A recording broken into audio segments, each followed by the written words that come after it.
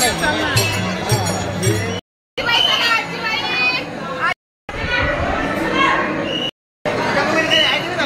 Sarpanch Rajendra काकळीच।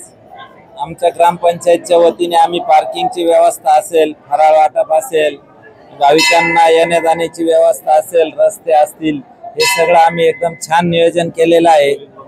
Police बंदोबस्त एकदम चांगला आहे, स्वयंसेवक नेमलेले आहे,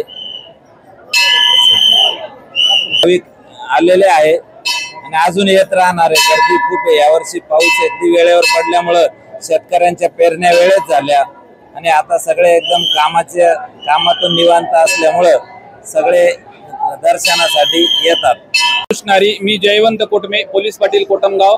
या ठिकाणी आज कोटमगाव नगरीमध्ये लाखोच्या प्रमाणात भाविक सकाळपासून येऊन दर्शन केलेलं आहे। तसेच या गावचे महत्त्व असे आहे की पांडुरंग परमात्मा द्वारकेवरून पुंडलिकाच्या भेटीसाठी पंढरपूरला जात असताना या ठिकाणी पहिला मुक्काम झालेला आहे। त्याच्यामुळे एक हात खाली आणि एक हात कटेवरी आहे, असं कुठेही महाराष्ट्रात आपल्याला पाहायला मिळत नाही। असे विशेष महत्त्व या ठिकाणी आहे।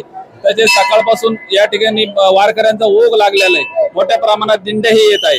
सर्वांतर्फे या ठिकाणी फराळ वाटप मोफत आहे, गावकऱ्यांतर्फे, ग्रामपंचायत असेल किंवा ट्रस्ट असेल। तसेच सर्वांत शुद्ध पाण्याचं वाटप आहे आणि चहाचं पण वाटप या ठिकाणी मोठ्या प्रमाणात होत आहे। मोठ्या प्रमाणात यावेळेस यात्रेची गर्दी वाढेल अशी शक्यता दाट आहे, कारण पाऊस पाणी कमी असल्यामुळे शेतकरी वर्ग मोकळा आहे।